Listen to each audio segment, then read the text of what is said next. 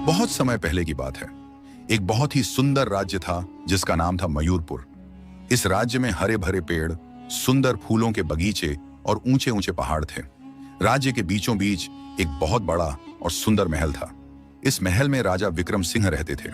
राजा विक्रम सिंह बहुत ही दयालु और न्यायप्रिय राजा थे। प्रजा उनसे बहुत प्यार करती थी। राजा विक्रम सिंह की एक बेटी थी जिसका नाम था राजकुमारी मृगनयनी। मृगनयनी बहुत ही सुंदर थी। उसकी आंखें हिरण की आंखों जैसी बड़ी और मासूम थीं। उसके बाल काले और लंबे थे जो उसकी कमर तक आते थे। वह बहुत ही दयालु और मीठे स्वभाव की थी। राज्य में सभी लोग उसे बहुत प्यार करते थे।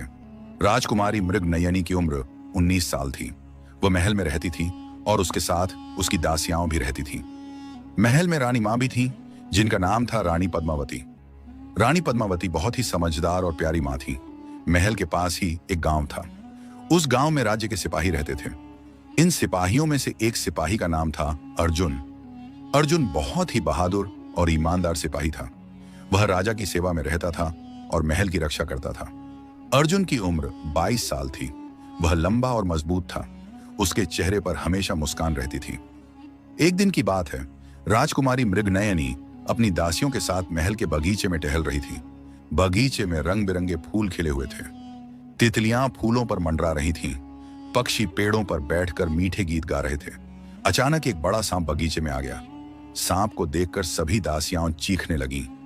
राजकुमारी मृगनयनी भी डर गई। सांप राजकुमारी की तरफ बढ़ने लगा। उसी समय अर्जुन वहां से गुजर रहा था।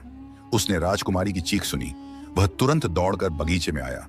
उसने अपनी तलवार निकाली और सांप पर वार किया। सांप मर गया। राजकुमारी और उसकी दासियां बच गईं। राजकुमारी मृगनयनी ने अर्जुन की तरफ देखा। उसकी आंखों में शुक्रगुजारी के आंसू थे। तुमने मेरी जान बचाई, मैं तुम्हारा बहुत शुक्रिया अदा करती हूं, राजकुमारी ने कहा। अर्जुन ने सिर झुकाया। यह मेरा फर्ज था राजकुमारी जी, आपकी रक्षा करना मेरा काम है, अर्जुन ने विनम्रता से कहा। उस दिन के बाद से राजकुमारी मृगनयनी अर्जुन के बारे में सोचने लगी। वह रोज बगीचे में जाती और अर्जुन को दूर से देखती। अर्जुन भी राजकुमारी को देखता और उसके मन में भी राजकुमारी के लिए प्यार जागने लगा। धीरे धीरे दोनों की मुलाकातें बढ़ने लगी। राजकुमारी कभी कभी बगीचे में अर्जुन से बातें करती। अर्जुन उसे राज्य की कहानियां सुनाता। राजकुमारी उसे अपने सपनों के बारे में बताती। दोनों एक दूसरे से प्यार करने लगे। महल के पीछे एक पुराना मंदिर था। यह मंदिर बहुत पुराना और टूटा फूटा था। लोग कहते थे कि इस मंदिर में भूत प्रेत रहते हैं, इसलिए कोई भी इस मंदिर में नहीं जाता था। यहां तक कि दिन के समय भी लोग इस मंदिर से दूर रहते थे। एक दिन राजकुमारी मृगनयनी अपनी दासी चंद्रिका के साथ महल में घूम रही थी। चंद्रिका राजकुमारी की सबसे करीबी दासी थी। वह राजकुमारी के सभी राज जानती थी। चंद्रिका, क्या तुमने वह पुराना मंदिर देखा है जो महल के पीछे है? राजकुमारी ने पूछा। हाँ राजकुमारी जी, लेकिन वहां कोई नहीं जाता। लोग कहते हैं कि वहां बुरी आत्माएं रहती हैं, चंद्रिका ने डरते हुए कहा। मुझे वह मंदिर देखना है, मैं वहां जाना चाहती हूँ, राजकुमारी ने कहा। नहीं राजकुमारी जी, यह ठीक नहीं है। अगर राजा जी को पता चला तो वे बहुत नाराज होंगे, चंद्रिका ने समझाया। लेकिन राजकुमारी मृगनयनी बहुत जिद्दी थी। उसने एक दिन तय कर लिया कि वह उस मंदिर में जरूर जाएगी।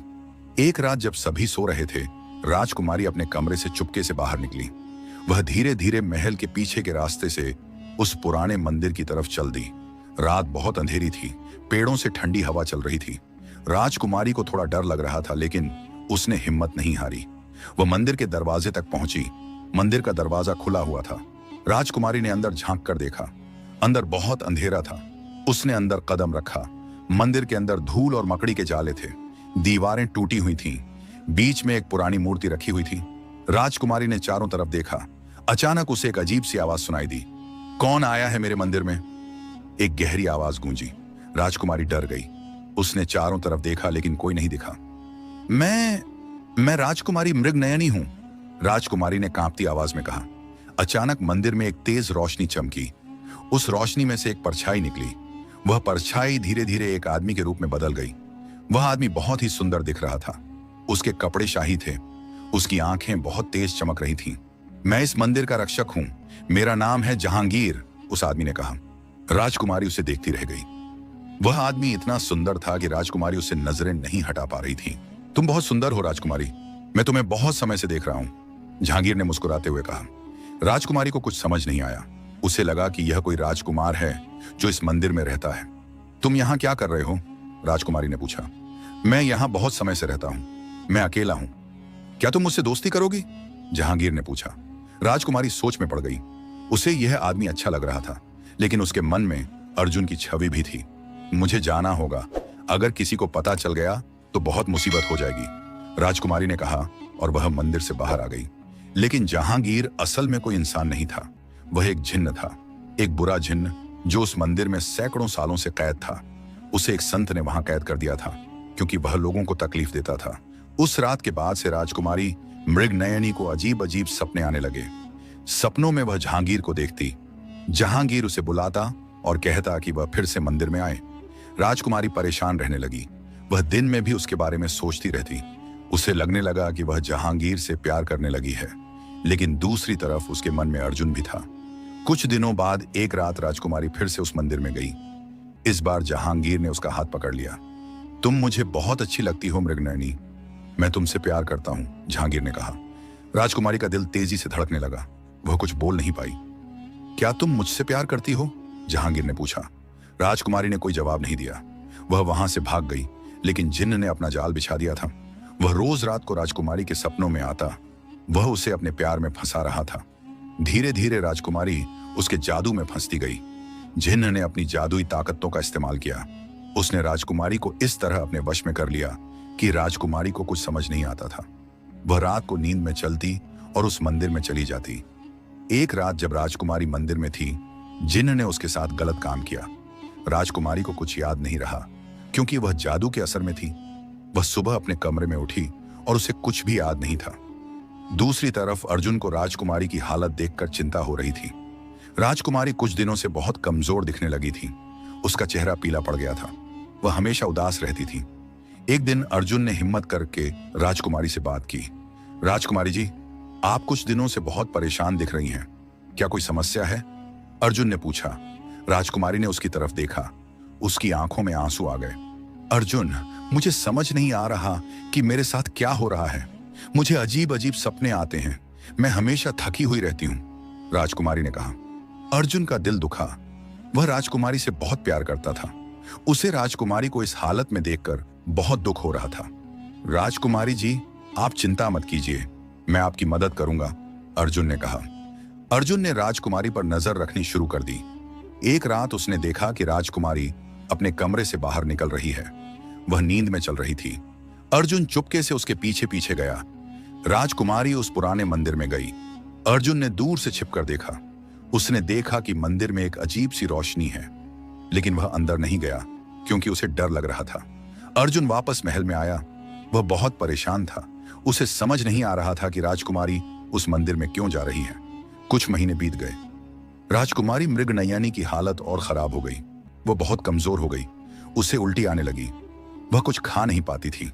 रानी पद्मावती बहुत चिंतित हो गई। बेटी, तुम्हें क्या हो गया है? तुम इतनी कमजोर क्यों हो गई हो? रानी ने पूछा। राजकुमारी को खुद समझ नहीं आ रहा था। वह रोने लगी। रानी ने राज्य के वैद्य को बुलाया। वैद्य बहुत बूढ़ा और अनुभवी था। उसने राजकुमारी को देखा। उसने राजकुमारी की नाड़ी को छुआ और उसकी जांच की। वैद्य का चेहरा गंभीर हो गया। उसने रानी को बाहर बुलाया। रानी जी, मुझे कुछ बताना है, वैद्य ने धीरे से कहा। क्या बात है? मेरी बेटी को क्या हुआ है? रानी ने घबराकर पूछा। रानी जी, राजकुमारी गर्भवती है, वैद्य ने कहा। रानी को जैसे बिजली का झटका लगा। उसे विश्वास नहीं हुआ। यह कैसे हो सकता है? मेरी बेटी तो महल में ही रहती है, वह कहीं नहीं जाती, रानी ने कहा। मुझे नहीं पता रानी जी, लेकिन मेरी जांच गलत नहीं हो सकती। राजकुमारी गर्भवती है, वैद्य ने दुख के साथ कहा। रानी रोने लगी। वह समझ नहीं पा रही थी कि यह कैसे हुआ। वह राजकुमारी के कमरे में गई और दरवाजा बंद कर लिया। मृगनयनी, मुझे सच बताओ, तुम्हारे साथ क्या हुआ है? रानी ने पूछा। राजकुमारी रोने लगी। माँ, मुझे कुछ नहीं पता। मुझे नहीं पता कि मेरे साथ यह कैसे हुआ। मुझे कुछ याद नहीं, राजकुमारी ने रोते हुए कहा। रानी को अपनी बेटी पर विश्वास था। वह जानती थी कि उसकी बेटी झूठ नहीं बोल रही। बेटी, क्या तुम किसी से प्यार करती हो? क्या तुमने किसी से मिलना जुलना किया है? रानी ने पूछा। राजकुमारी ने सोचा। उसके मन में अर्जुन की छवि आई। माँ, मैं अर्जुन से प्यार करती हूँ, वह सिपाही जिसने मुझे सांप से बचाया था, राजकुमारी ने कहा। रानी चौंक गई। तुमने उससे मिलना जुलना किया है? हाँ माँ, लेकिन हमने कभी कुछ गलत नहीं किया, हम बस बातें करते थे, राजकुमारी ने रोते हुए कहा। रानी समझ नहीं पा रही थी, उसे यह बात राजा को बतानी होगी। रानी पद्मावती ने राजा विक्रम सिंह को सारी बात बताई। राजा को सुनकर बहुत गुस्सा आया, उनका चेहरा लाल हो गया। यह कैसे हो सकता है, मेरी बेटी के साथ ऐसा? राजा गुस्से में चिल्लाए। राजा जी, मृगनयनी कहती है कि उसे कुछ नहीं पता कि यह कैसे हुआ। वह कहती है कि वह सिपाही अर्जुन से प्यार करती है। रानी ने कहा। अर्जुन? वह सिपाही? राजा ने गुस्से में कहा। राजा ने तुरंत अपने सैनिकों को बुलाया। अर्जुन को पकड़ कर लाओ, अभी, राजा ने आदेश दिया। सैनिकों ने अर्जुन को पकड़ लिया और उसे राजा के सामने लाया। अर्जुन समझ नहीं पा रहा था कि क्या हो रहा है। अर्जुन, तुमने मेरी बेटी के साथ क्या किया? राजा ने गुस्से में पूछा। अर्जुन घबरा गया। महाराज, मैंने कुछ नहीं किया, मैं नहीं समझा, अर्जुन ने कहा। झूठ मत बोलो, मेरी बेटी गर्भवती है और वह कहती है कि वह तुमसे प्यार करती है, राजा ने कहा। अर्जुन को बिजली का झटका लगा। वह समझ गया कि राजकुमारी गर्भवती है, लेकिन उसे यह समझ नहीं आया कि यह कैसे हुआ। महाराज, मैं कसम खाता हूं कि मैंने राजकुमारी के साथ कुछ गलत नहीं किया। हाँ, मैं उनसे प्यार करता हूं, लेकिन हमने कभी कुछ गलत नहीं किया, अर्जुन ने सच बोलते हुए कहा। राजा को विश्वास नहीं हुआ। तुम झूठ बोल रहे हो। सैनिकों, इसे कारागार में डाल दो, राजा ने आदेश दिया। सैनिकों ने अर्जुन को पकड़ लिया और कारागार में डाल दिया। राजा बहुत परेशान था, उसे समझ नहीं आ रहा था कि क्या करे। उसकी बेटी गर्भवती है और वह सिपाही कहता है कि उसने कुछ नहीं किया, लेकिन अगर उसने नहीं किया तो फिर यह कैसे हुआ? राजा के मंत्री ने एक सलाह दी।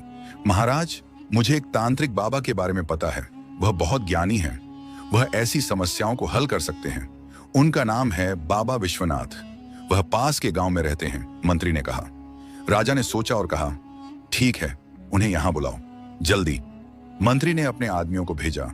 कुछ दिनों बाद बाबा विश्वनाथ महल में आए। बाबा बहुत बूढ़े थे, उनकी लंबी सफेद दाढ़ी थी, उनके माथे पर तिलक लगा हुआ था, उनके हाथ में एक लकड़ी की छड़ी थी। राजा ने बाबा का स्वागत किया और उन्हें सारी बात बताई। बाबा विश्वनाथ ने सब सुना। फिर उन्होंने कहा, महाराज, मुझे राजकुमारी से मिलना होगा। राजा बाबा को राजकुमारी के कमरे में ले गए। राजकुमारी बहुत कमजोर दिख रही थी, उसका चेहरा पीला था। बाबा ने राजकुमारी को देखा, उन्होंने अपनी आंखें बंद की और कुछ मंत्र पढ़ने लगे। फिर उन्होंने राजकुमारी के चारों तरफ अपनी छड़ी घुमाई। कुछ देर बाद बाबा ने अपनी आंखें खोली, उनका चेहरा गंभीर था। महाराज, यह कोई इंसान का काम नहीं है, राजकुमारी पर किसी जिन्न का साया है, बाबा ने कहा। राजा चौंक गए। जिन्न? राजा ने आश्चर्य से पूछा। हाँ महाराज, एक बुरा जिन्न राजकुमारी को अपने वश में कर चुका है। उसने अपनी जादुई ताकतों से राजकुमारी को अपने जाल में फंसाया और उसी जिन्न ने राजकुमारी को गर्भवती किया है, बाबा ने समझाया। राजा को विश्वास नहीं हो रहा था। राजकुमारी रोने लगी। बाबा जी, यह जिन्न कहाँ है और मेरी बेटी को कैसे बचाया जा सकता है? राजा ने पूछा। बाबा ने फिर से अपनी आंखें बंद की, उन्होंने कुछ मंत्र पढ़े, फिर बोले, महाराज, यह जिन्न महल के पीछे वाले पुराने मंदिर में रहता है। वह वहां सैकड़ों सालों से कैद है, लेकिन राजकुमारी जब उस मंदिर में गई तब उसने अपनी ताकतों का इस्तेमाल किया और राजकुमारी को अपने वश में कर लिया। राजकुमारी को याद आया कि वह उस मंदिर में गई थी। उसने रोते हुए कहा, माफ कीजिए पिताजी, मैं उस मंदिर में गई थी, मुझे नहीं पता था कि वहां जिन्न है। राजा का गुस्सा कम हो गया, उसे अपनी बेटी पर तरस आया। बेटी, ये तुम्हारी गलती नहीं है, तुम नहीं जानती थी, राजा ने कहा। फिर राजा ने बाबा से पूछा, बाबा जी, अब क्या किया जाए? मेरी बेटी को कैसे बचाया जाए? बाबा ने कहा, महाराज, इस जिन्न को खत्म करना बहुत मुश्किल है, लेकिन नामुमकिन नहीं। इसके लिए कुछ काम करने होंगे और यह काम कोई बहुत बहादुर इंसान ही कर सकता है। कौन से काम? राजा ने पूछा। बाबा ने समझाया, सबसे पहले उत्तर के पहाड़ों में जाना होगा। वहां एक गुफा है जिसमें एक पवित्र पत्थर है, उस पत्थर को लाना होगा। फिर पूर्व के जंगल में जाना होगा, वहां एक खास पेड़ है जिसकी छाल को लाना होगा। उसके बाद दक्षिण की नदी में जाना होगा और वहां से पवित्र जल लाना होगा। और अंत में पश्चिम के पुराने मकबरे से एक खास राख लानी होगी।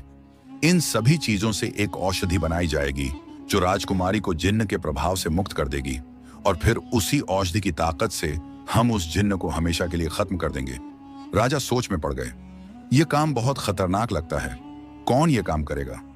तभी राजा को याद आया कि अर्जुन उसकी बेटी से प्यार करता है, तो वो इस काम को जरूर करेगा। राजा ने कारागार के पास जाकर अर्जुन को सारी बात बताई कि उस जिन ने राजकुमारी को अपने वश में करके कैसे उसको गर्भवती किया। अर्जुन ने कहा, महाराज, मैं राजकुमारी से सच्चा प्यार करता हूं। मैं उन्हें बचाने के लिए कुछ भी कर सकता हूं।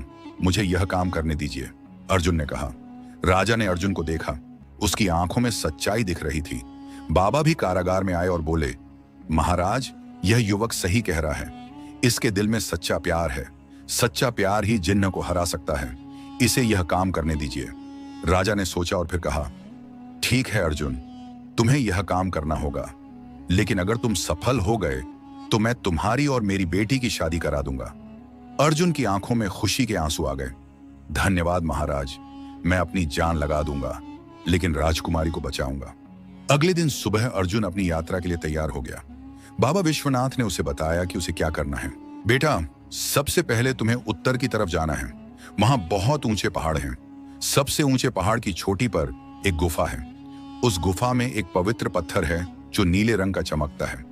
उस पत्थर को लाना है, लेकिन ध्यान रखना, वह रास्ता बहुत खतरनाक है। वहां बहुत सारे जंगली जानवर हैं और रास्ता बहुत कठिन है, बाबा ने समझाया। मैं जाऊंगा बाबा जी, और मैं वह पत्थर जरूर लाऊंगा, अर्जुन ने कहा। राजा ने अर्जुन को एक घोड़ा दिया। अर्जुन ने अपनी तलवार और कुछ खाने का सामान लिया और अपनी यात्रा शुरू कर दी। राजकुमारी महल की खिड़की से अर्जुन को जाते हुए देख रही थी। उसकी आंखों में चिंता थी। भगवान, अर्जुन को सुरक्षित रखना, उसने प्रार्थना की। अर्जुन उत्तर की तरफ चल दिया। वह कई दिनों तक चलता रहा। रास्ते में उसे कई गांव मिले। गांव के लोग उससे पूछते कि वह कहां जा रहा है। अर्जुन उन्हें बताता और वे लोग उसे खाना और पानी देते। कई दिनों के बाद अर्जुन पहाड़ों के पास पहुंचा। पहाड़ बहुत ऊंचे थे। उनकी चोटियां बादलों में छिपी हुई थीं। अर्जुन ने अपने घोड़े को एक पेड़ से बांध दिया और पैदल चलने लगा। पहाड़ की चढ़ाई बहुत कठिन थी। रास्ता बहुत संकरा था और नीचे गहरी खाई थी। अर्जुन धीरे धीरे चढ़ता रहा। उसे बहुत थकान हो रही थी, लेकिन उसने हार नहीं मानी। वह राजकुमारी के बारे में सोचता और फिर से ताकत मिल जाती। रात हो गई। अर्जुन ने पहाड़ पर ही एक जगह पर रुकने का फैसला किया। उसने आग जलाई और खाना खाया। रात बहुत ठंडी थी। अर्जुन ने अपने कपड़ों में खुद को लपेट लिया और सो गया। अगले दिन सुबह अर्जुन फिर से चढ़ाई करने लगा। दोपहर तक वह पहाड़ की चोटी के पास पहुंच गया। वहां उसे एक गुफा दिखी। वह गुफा बहुत बड़ी थी और अंधेरी थी। अर्जुन ने हिम्मत की और गुफा के अंदर गया। गुफा में बहुत अंधेरा था। अर्जुन ने अपनी लकड़ी में कपड़ा लपेटकर एक मशाल बनाई और उसे जला लिया। मशाल की रोशनी में अर्जुन ने गुफा को देखा। गुफा बहुत गहरी थी। दीवारों पर पुराने चित्र बने हुए थे। अर्जुन धीरे धीरे अंदर की तरफ चलने लगा। थोड़ी देर चलने के बाद अर्जुन ने देखा कि गुफा के बीच में एक पत्थर रखा हुआ है। वह पत्थर नीले रंग का था और चमक रहा था। यह वही पत्थर था जिसे बाबा ने बताया था। अर्जुन खुश हो गया। वह उस पत्थर की तरफ बढ़ा, लेकिन अचानक उसे एक गुर्राने की आवाज सुनाई दी। अर्जुन ने चारों तरफ देखा। अंधेरे में से एक बड़ा भालू निकला। वह भालू बहुत बड़ा और खतरनाक दिख रहा था। वह गुफा का रक्षक था। भालू अर्जुन की तरफ दौड़ा। अर्जुन ने जल्दी से अपनी तलवार निकाली। भालू ने अर्जुन पर हमला किया। अर्जुन ने बचाव किया और तलवार से भालू पर वार किया। यह लड़ाई बहुत देर तक चली। भालू बहुत ताकतवर था। अर्जुन को कई जगह चोटें आईं, लेकिन अर्जुन ने हार नहीं मानी। उसने अपनी पूरी ताकत लगाई और आखिरकार तलवार से भालू को मार दिया। अर्जुन बहुत थक गया था। उसके शरीर से खून बह रहा था, लेकिन उसने हिम्मत नहीं हारी। वह उठा और उस पवित्र पत्थर को उठा लिया। पत्थर चमक रहा था और उसमें से एक अजीब सी रोशनी निकल रही थी। अर्जुन ने पत्थर को अपने कपड़े में लपेटा और गुफा से बाहर आ गया। उसने पहाड़ से नीचे उतरना शुरू किया। कई दिनों के बाद वह वापस अपने घोड़े के पास पहुंचा। अर्जुन वापस महल की तरफ चल दिया। कुछ दिनों बाद वह महल पहुंचा। उसे देखकर सभी खुश हो गए। बाबा विश्वनाथ ने पत्थर को देखा और मुस्कुराए। बहुत अच्छा बेटा, तुमने पहला काम पूरा कर लिया, लेकिन अभी 3 काम और बाकी हैं। राजा ने अर्जुन की चोटों को देखा। अर्जुन, तुम्हें आराम करना चाहिए, तुम बहुत घायल हो, राजा ने कहा। नहीं महाराज, समय बहुत कम है। राजकुमारी का हाल और बिगड़ता जा रहा है। मुझे जल्दी से दूसरा काम पूरा करना है, अर्जुन ने कहा। राजकुमारी भी वहां आई थी। उसने अर्जुन को इतना घायल देखकर रोने लगी। अर्जुन, तुम मेरे लिए इतना कष्ट उठा रहे हो, राजकुमारी ने कहा। अर्जुन ने मुस्कुराकर कहा, राजकुमारी जी, आपके लिए मैं कुछ भी कर सकता हूं। मुझे आपसे बहुत प्यार है। राजकुमारी की आंखों में आंसू आ गए। उसे एहसास हुआ कि वह भी अर्जुन से बहुत प्यार करती है। बाबा ने अर्जुन को समझाया, बेटा अब तुम्हें पूर्व की तरफ जाना है। वहां एक घना जंगल है। उस जंगल के बीच में एक बहुत पुराना पेड़ है। वह पेड़ हजारों साल पुराना है। उसकी छाल पवित्र है। तुम्हें उस पेड़ की छाल का एक टुकड़ा लाना है, लेकिन ध्यान रखना वह जंगल बहुत खतरनाक है। वहां बहुत सारे जहरीले सांप और खतरनाक जानवर हैं। अर्जुन ने कहा, मैं जाने के लिए तैयार हूं बाबा जी। अगले दिन सुबह अर्जुन फिर से अपनी यात्रा पर निकल गया। इस बार राजकुमारी ने उसे एक रूमाल दिया। अर्जुन, यह रूमाल रखना, यह तुम्हें सुरक्षित रखेगा, राजकुमारी ने कहा। अर्जुन ने वह रूमाल लिया और अपने दिल के पास रख लिया। मैं इसे हमेशा अपने पास रखूंगा, अर्जुन ने कहा। अर्जुन पूर्व की तरफ चल दिया। कई दिनों की यात्रा के बाद वह एक घने जंगल के पास पहुंचा। यह जंगल इतना घना था कि सूरज की रोशनी भी अंदर नहीं जा पाती थी। अर्जुन ने अपनी तलवार निकाली और जंगल में घुस गया। जंगल में बहुत अंधेरा था। चारों तरफ से अजीब अजीब आवाजें आ रही थीं।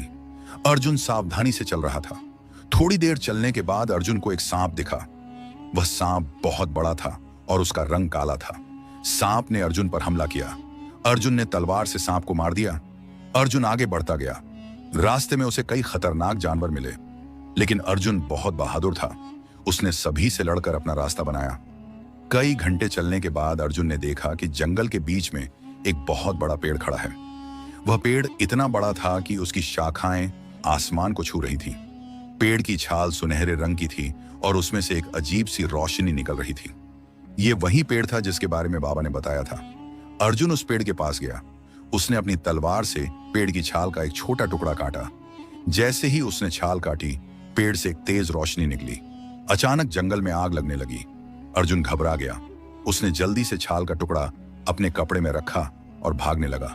आग तेजी से फैल रही थी। अर्जुन जितनी तेजी से भाग सकता था उतनी तेजी से भाग रहा था। धुआं बहुत था और सांस लेना मुश्किल हो रहा था। आखिरकार अर्जुन जंगल से बाहर निकल आया। वह जमीन पर गिर गया और सांस लेने लगा। उसके कपड़े जल गए थे और उसे कई जगह जलने की चोटें आई थीं, लेकिन उसके पास वह पवित्र छाल थी। अर्जुन थोड़ी देर आराम करने के बाद उठा और वापस महल की तरफ चल दिया। कुछ दिनों बाद अर्जुन महल पहुंचा। वह बहुत थका हुआ और घायल था। उसे देखकर सभी चिंतित हो गए। राजकुमारी दौड़कर उसके पास आई। अर्जुन, तुम्हारी यह हालत, तुम्हें बहुत चोट लगी है, राजकुमारी ने रोते हुए कहा। अर्जुन ने मुस्कुराने की कोशिश की। मैं ठीक हूं राजकुमारी जी, मैंने छाल ला दी है, अर्जुन ने कहा और उसने छाल का टुकड़ा बाबा को दिया। बाबा ने छाल को देखा और खुश हो गए। बहुत अच्छा बेटा, अब 2 काम और बाकी हैं। राजा ने कहा, अर्जुन तुम्हें कुछ दिन आराम करना चाहिए, तुम बहुत कमजोर हो गए हो। लेकिन इस बार राजकुमारी की हालत और बिगड़ गई थी। वह बहुत बीमार हो गई थी। वैद्य ने बताया कि अगर जल्दी कुछ नहीं किया गया तो राजकुमारी की जान को खतरा हो सकता है। अर्जुन ये सुनकर और चिंतित हो गया। अर्जुन तुरंत बाबा के पास गया और बोला, बाबा जी मुझे जल्दी से तीसरा काम पूरा करना है, कृपया बताइए मुझे क्या करना है। अर्जुन ने कहा। बाबा ने समझाया, बेटा अब तुम्हें दक्षिण की तरफ जाना है। वहां एक बहुत पवित्र नदी है। उस नदी का पानी बहुत शुद्ध है, लेकिन वह पानी केवल नदी के उस जगह से लाना है जहां नदी शुरू होती है। तुम्हें पहाड़ों में जाना होगा जहां से नदी का पानी निकलता है। वह जगह बहुत ऊंची है और वहां पहुंचना बहुत मुश्किल है। अर्जुन ने कहा, मैं वहां जाऊंगा और पानी जरूर लाऊंगा। अगले दिन सुबह अर्जुन दक्षिण की तरफ निकल गया। अर्जुन कई दिनों तक चलता रहा। रास्ते में उसे कई गांव मिले। लोगों ने उसे उस पवित्र नदी के बारे में बताया। सभी लोग कहते थे कि वह नदी बहुत पवित्र है और उसका पानी हर बीमारी को ठीक कर सकता है। आखिरकार अर्जुन उस नदी के पास पहुंचा। नदी बहुत सुंदर थी। उसका पानी बिल्कुल साफ था। अर्जुन ने नदी के किनारे किनारे चलना शुरू किया। उसे नदी के शुरुआती बिंदु तक जाना था। कई दिनों तक अर्जुन नदी के किनारे चलता रहा। रास्ता बहुत कठिन था। कभी कभी उसे नदी को पार करना पड़ता था। पानी बहुत ठंडा था और बहाव तेज था। आखिरकार अर्जुन पहाड़ों के पास पहुंचा। यहां से नदी शुरू होती थी।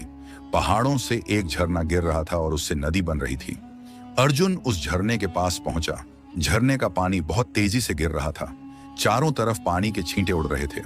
अर्जुन ने अपनी बोतल निकाली और उसमें झरने का पानी भरा। जैसे ही उसने पानी भरा, अचानक आसमान में बादल छा गए। बिजली चमकने लगी और तेज बारिश होने लगी। अर्जुन को लगा कि यह कोई आम बारिश नहीं है। अचानक पहाड़ से पत्थर गिरने लगे। अर्जुन जल्दी से भागा। एक बड़ा पत्थर उसके पास आकर गिरा। अर्जुन बाल बाल बच गया। अर्जुन ने जल्दी से पानी की बोतल को सुरक्षित जगह पर रखा और भागने लगा। पत्थर लगातार गिर रहे थे। कई बार अर्जुन गिर गया, लेकिन वह उठकर फिर से भागता रहा। आखिरकार अर्जुन सुरक्षित जगह पर पहुंच गया। बारिश और पत्थरों का गिरना बंद हो गया। अर्जुन ने राहत की सांस ली। उसके पास पवित्र जल था। अर्जुन वापस महल की तरफ चल दिया। कुछ दिनों बाद अर्जुन महल पहुंचा। अर्जुन ने पानी की बोतल बाबा को दी। बाबा ने पानी को देखा और खुश हो गए। बहुत अच्छा बेटा, अब एक आखिरी काम बाकी है। राजकुमारी की हालत बहुत खराब हो गई थी। वह बिस्तर पर पड़ी थी और बहुत कमजोर हो गई थी। रानी हमेशा उसके पास बैठी रहती थी और रोती रहती थी। अर्जुन ने राजकुमारी को देखा। उसका दिल दुख से भर गया। मैं जल्दी से आखिरी काम पूरा करूंगा, कृपया मुझे बताइए कि मुझे क्या करना है, अर्जुन ने बाबा से कहा।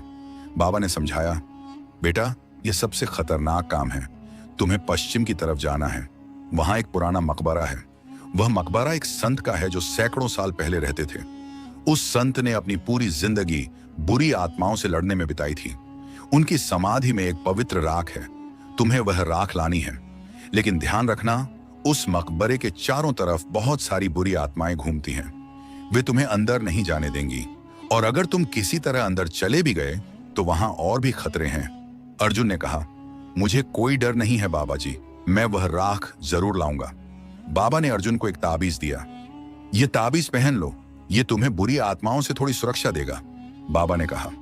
अर्जुन ने वह ताबीज अपने गले में पहन लिया। फिर वह राजकुमारी के पास गया। राजकुमारी बहुत कमजोर थी। उसकी आंखें बंद थीं। अर्जुन ने राजकुमारी का हाथ पकड़ा। राजकुमारी जी, मैं वापस आऊंगा, कृपया हिम्मत रखिए, अर्जुन ने धीरे से कहा। राजकुमारी ने धीरे से अपनी आंखें खोली। अर्जुन, तुम मेरे लिए इतना कर रहे हो? मैं तुमसे बहुत प्यार करती हूं, राजकुमारी ने कमजोर आवाज में कहा। अर्जुन की आंखों में आंसू आ गए। मैं भी आपसे बहुत प्यार करता हूं, मैं आपको बचाऊंगा, ये मेरा वादा है, अर्जुन ने कहा। अगले दिन सुबह अर्जुन पश्चिम की तरफ निकल गया। यह यात्रा सबसे लंबी थी। अर्जुन को कई हफ्ते लगे उस मकबरे तक पहुंचने में। रास्ते में अर्जुन को कई मुश्किलों का सामना करना पड़ा। एक बार उसे लुटेरों ने घेर लिया, लेकिन अर्जुन ने बहादुरी से लड़कर उन्हें भगा दिया। एक बार वह एक गहरी खाई में गिर गया, लेकिन उसने रस्सी की मदद से खुद को बचा लिया। आखिरकार एक अंधेरी रात में अर्जुन उस पुराने मकबरे के पास पहुंचा। मकबरा बहुत पुराना और डरावना था। उसके चारों तरफ कोई घर या गांव नहीं था, बस सूना जंगल था। मकबरे के चारों तरफ एक अजीब सी हवा चल रही थी। अर्जुन को लगा कि कोई उसे देख रहा है। उसने अपने गले में पड़े ताबीज को छुआ और हिम्मत की। अर्जुन मकबरे के दरवाजे के पास गया। दरवाजा बंद था। उसने दरवाजे को धक्का दिया। दरवाजा धीरे धीरे खुल गया। अंदर से एक ठंडी हवा आई, जिससे अर्जुन को ठंड लग गई। अर्जुन ने अपनी मशाल जलाई और अंदर गया। मकबरे के अंदर बहुत अंधेरा था। दीवारों पर पुराने लेख लिखे हुए थे। अर्जुन धीरे धीरे अंदर की तरफ चलने लगा। अचानक उसे एक आवाज सुनाई दी। कौन आया है यहाँ? एक डरावनी आवाज गूंजी। अर्जुन ने चारों तरफ देखा। उसे कोई नहीं दिखा। मैं अर्जुन हूं, मैं पवित्र राख लेने आया हूं, अर्जुन ने कहा। अचानक मकबरे में तेज हवा चलने लगी। अर्जुन की मशाल बुझ गई। अंधेरे में से कई परछाइयां निकली। वे परछाइयां अर्जुन के चारों तरफ घूमने लगी। तुम यहां से जाओ, ये जगह तुम्हारे लिए नहीं है, परछाइयों ने कहा। अर्जुन डर गया, लेकिन उसने हिम्मत नहीं हारी। मुझे वह राख चाहिए, राजकुमारी की जान खतरे में है, कृपया मुझे जाने दीजिए, अर्जुन ने कहा। परछाइयां हंसने लगीं। तुम्हारी हिम्मत की तारीफ करनी पड़ेगी, लेकिन तुम्हें हमारे सवालों के जवाब देने होंगे। अगर तुमने सही जवाब दिए तो हम तुम्हें जाने देंगे, नहीं तो तुम हमेशा के लिए यहीं रह जाओगे, परछाइयों ने कहा। मैं तैयार हूं, अर्जुन ने कहा। पहली परछाई ने पूछा, बताओ दुनिया में सबसे बड़ी ताकत क्या है? अर्जुन ने सोचा और कहा, प्यार, सच्चा प्यार दुनिया की सबसे बड़ी ताकत है। परछाई गायब हो गई। दूसरी परछाई ने पूछा, बताओ एक अच्छे इंसान की पहचान क्या है? अर्जुन ने कहा, एक अच्छा इंसान वह है जो दूसरों की भलाई के लिए अपनी जान भी दे सकता है, जो सच्चाई और ईमानदारी से जीता है। दूसरी परछाई भी गायब हो गई। तीसरी परछाई ने पूछा, बताओ तुम राजकुमारी को क्यों बचाना चाहते हो? क्या तुम्हें किसी चीज का लालच है? अर्जुन ने कहा, नहीं, मैं राजकुमारी से सच्चा प्यार करता हूं। मुझे कोई लालच नहीं है। मैं उनकी खुशी के लिए अपनी जान भी दे सकता हूं। तीसरी परछाई भी गायब हो गई। अचानक मकबरे में रोशनी हो गई। अर्जुन ने देखा कि मकबरे के बीच में एक समाधि है। उस समाधि के ऊपर एक छोटा सा बर्तन रखा हुआ है। उस बर्तन में पवित्र राख थी। एक आवाज गूंजी, तुम सच्चे दिल के इंसान हो अर्जुन, तुमने सही जवाब दिए, ये राख तुम्हें मिल गई है, जाओ और राजकुमारी को बचाओ। अर्जुन ने समाधि के पास जाकर वह बर्तन उठाया। उसने राख को अपने कपड़े में सावधानी से रखा। धन्यवाद, अर्जुन ने कहा और मकबरे से बाहर आ गया। अर्जुन जल्दी जल्दी वापस महल की तरफ चल दिया। उसे पता था कि राजकुमारी का समय कम है, उसे जल्दी से वापस पहुंचना था। कई हफ्तों की यात्रा के बाद अर्जुन महल पहुंचा। वह बहुत थका हुआ था, उसके कपड़े फटे हुए थे और वह धूल से सना हुआ था, लेकिन उसके चेहरे पर खुशी थी क्योंकि उसके पास सभी चीजें थीं। राजा और बाबा विश्वनाथ बाहर आए। अर्जुन, तुम वापस आ गए, राजा ने खुशी से कहा। अर्जुन ने राख का बर्तन बाबा को दिया। बाबा जी, मैं सभी चीजें ले आया हूं, अर्जुन ने कहा। बाबा ने राख को देखा और मुस्कुराए। बहुत अच्छा बेटा, तुमने बहुत बड़ा काम किया है। अब जल्दी से चलो, राजकुमारी को बचाना है। सभी राजकुमारी के कमरे में गए। राजकुमारी बिस्तर पर बेहोश पड़ी थी। उसका चेहरा बिल्कुल पीला था। वह सांस भी बहुत धीरे धीरे ले रही थी। अर्जुन का दिल दुख से भर गया। राजकुमारी जी, वह धीरे से बोला। बाबा ने कहा, अब समय बर्बाद मत करो, मुझे औषधि बनानी है। बाबा ने सभी चीजें इकट्ठी की, नीला पत्थर, पेड़ की छाल, पवित्र जल और पवित्र राख। उन्होंने एक बड़े बर्तन में सभी चीजें डाली और कुछ मंत्र पढ़ने लगे। बाबा ने पत्थर को पीसा और उसका पाउडर बनाया। फिर उन्होंने छाल को छोटे छोटे टुकड़ों में काटा। उसके बाद उन्होंने सब कुछ पवित्र जल में मिलाया। आखिर में उन्होंने पवित्र राख डाली। बाबा लगातार मंत्र पढ़ते रहे। बर्तन से एक अजीब सी रोशनी निकलने लगी। धीरे धीरे वह मिश्रण एक तरल औषधि में बदल गया। यह औषधि तैयार है, बाबा ने कहा। बाबा ने वह औषधि राजकुमारी को पिलाई। राजकुमारी ने धीरे धीरे औषधि पी ली। कुछ देर के लिए कुछ नहीं हुआ। फिर अचानक राजकुमारी का शरीर कांपने लगा। उसके मुंह से अजीब अजीब आवाजें निकलने लगी। यह जिन्न बाहर आने की कोशिश कर रहा है, बाबा ने कहा। राजकुमारी का शरीर और जोर से कांपने लगा। अचानक राजकुमारी के मुंह से एक काला धुआं निकला। वह धुआं कमरे में फैल गया। धुआं धीरे धीरे एक आकार लेने लगा। वह जहांगीर के रूप में बदल गया, लेकिन अब वह सुंदर नहीं दिख रहा था। वह बहुत डरावना दिख रहा था। उसकी आंखें लाल थीं और उसके दांत नुकीले थे। तुम लोगों ने मेरा खेल खराब कर दिया, जिन्न ने गुस्से से कहा। बाबा ने अपनी छड़ी उठाई और मंत्र पढ़ने लगे। तुम्हारा समय खत्म हो गया जिन्न, अब तुम्हें हमेशा के लिए खत्म किया जाएगा, बाबा ने कहा। जिन्न ने हमला करने की कोशिश की, लेकिन बाबा के मंत्रों ने उसे रोक दिया। अर्जुन, तुम्हें उस मंदिर में जाना होगा जहां यह जिन्न रहता था। वहां जाकर इस बची हुई औषधि को मंदिर की मूर्ति पर डालना होगा, तभी यह जिन्न हमेशा के लिए खत्म होगा, बाबा ने कहा। अर्जुन ने औषधि की बोतल ली और दौड़कर उस पुराने मंदिर में गया। जिन्न उसके पीछे पीछे आने की कोशिश कर रहा था, लेकिन बाबा के मंत्र उसे रोक रहे थे। अर्जुन मंदिर में पहुंचा। उसने औषधि को मंदिर की मूर्ति पर डाला। अचानक मंदिर में तेज रोशनी हुई। एक तेज आवाज आई और जिन्न चीखने लगा। नहीं, नहीं, जिन्न चिल्लाया। धीरे धीरे जिन्न गायब होने लगा। आखिरकार वह पूरी तरह से खत्म हो गया। अर्जुन वापस राजकुमारी के कमरे में आया। राजकुमारी अब शांत पड़ी थी। उसका चेहरा अब पहले जैसा सफेद नहीं था, थोड़ा रंग आ गया था। कुछ घंटे बाद राजकुमारी ने अपनी आंखें खोली। वह चारों तरफ देखने लगी। माँ, पिताजी, राजकुमारी ने कमजोर आवाज में कहा। रानी दौड़कर उसके पास गई। बेटी, तुम ठीक हो गई, रानी रोते हुए बोली। राजा भी खुशी से रो रहे थे। मेरी बेटी, भगवान का शुक्र है, राजा ने कहा। राजकुमारी ने अर्जुन को देखा। अर्जुन, तुमने मुझे बचाया? राजकुमारी ने पूछा। अर्जुन ने मुस्कुराते हुए कहा, हाँ राजकुमारी जी, लेकिन यह बाबा जी और भगवान की कृपा है।